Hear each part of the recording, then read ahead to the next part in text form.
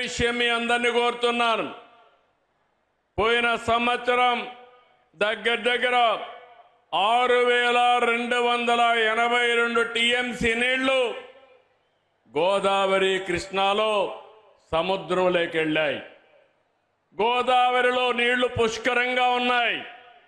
అందుకే మీరు చూసినప్పుడు నేను ఎప్పుడు కూడా గోదావరి నీళ్లు వాడుకుంటే ఎప్పుడు నేను అడ్డు చెప్పలేదు. విభజన తర్వాత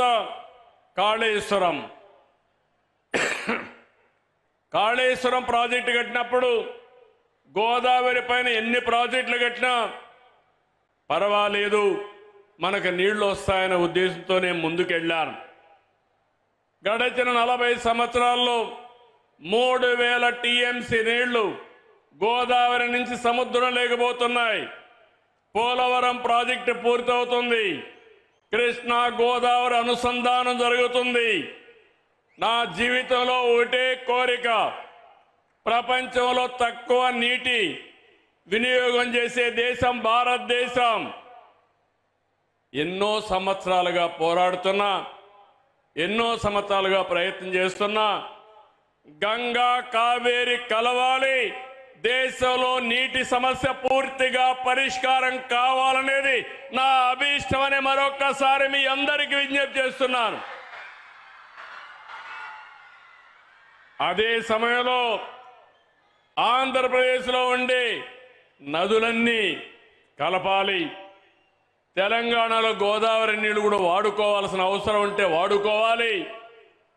తెలుగు రాష్ట్రాల మధ్య విద్వేషాలు కాదు, సమైక్యత అవసరం. ఒకరినొకరు అర్థం చేసుకోవాల్సిన అవసరం ఉంది. అందరం కలిసి ముందుకు పోవాల్సిన అవసరం ఉంది. ఎంతో మంది త్యాగాలు చేశారు. ఇది రాజకీయ వేదిక కాదు కాబట్టి నేను అన్ని విషయాలు మాట్లాడను. ఐక్యత వరకే ఇక్కడ మాట్లాడతాను.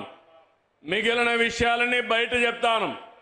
కానీ నా జీవితాశయం ఒకటి, నీటి విషయంలో కానీ సహకారంలో కానీ తెలుగు వారందరూ కలిసి ఉండాలి. ప్రపంచంలో ఎక్కడున్నా మనల్ని గుర్తించేది ఏకైక భాష, అది తెలుగు భాష.